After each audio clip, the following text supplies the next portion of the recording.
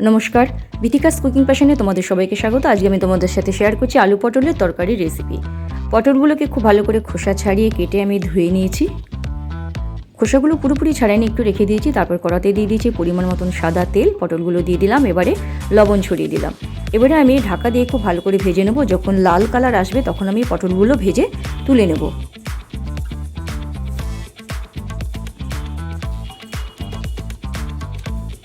লাল রং ধরে গেছে পটলগুলোতে, এবার আমি তুলে নিচ্ছি।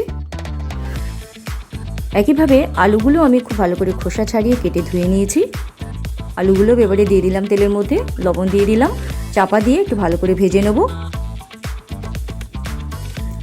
আলুগুলো যখন লাল রং ধরবে তখন আমি তুলে নিচ্ছি।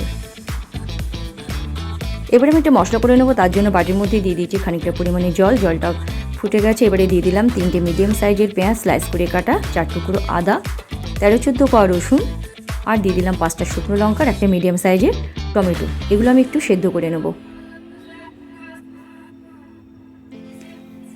সেদ্ধ করে নেওয়া হয়ে গেছে, এবার এটা আমি পুরোপুরি ঠান্ডা করে নেব। টমেটোর খোসাটা আমি ছাড়িয়ে নিয়েছি, এবার আমি মশলাটা বেটে নিচ্ছি।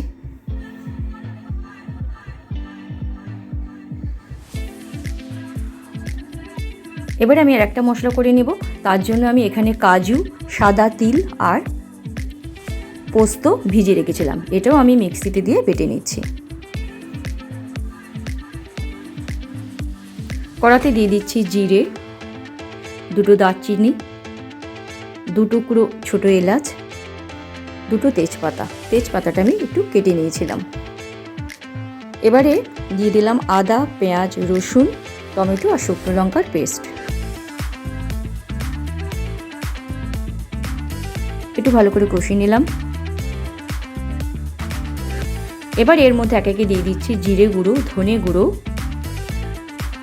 হলুদ গুঁড়ো, কাশ্মীরি লঙ্কার গুঁড়ো, সবজি মশলা, দিলাম একটু লবণ আর সামান্য একটু পরিমাণে চিনি।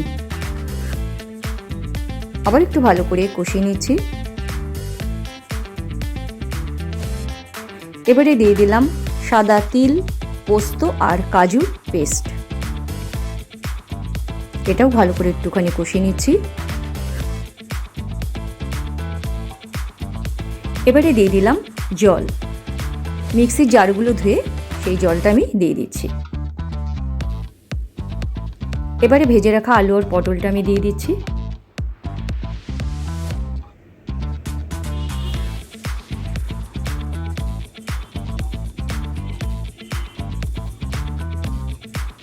এবারে আমি চাপা দিয়ে 5 মিনিট মতন রান্না করে নেব মিডিয়াম ফ্লেমে। ঢাকাটা তুলে দিলাম।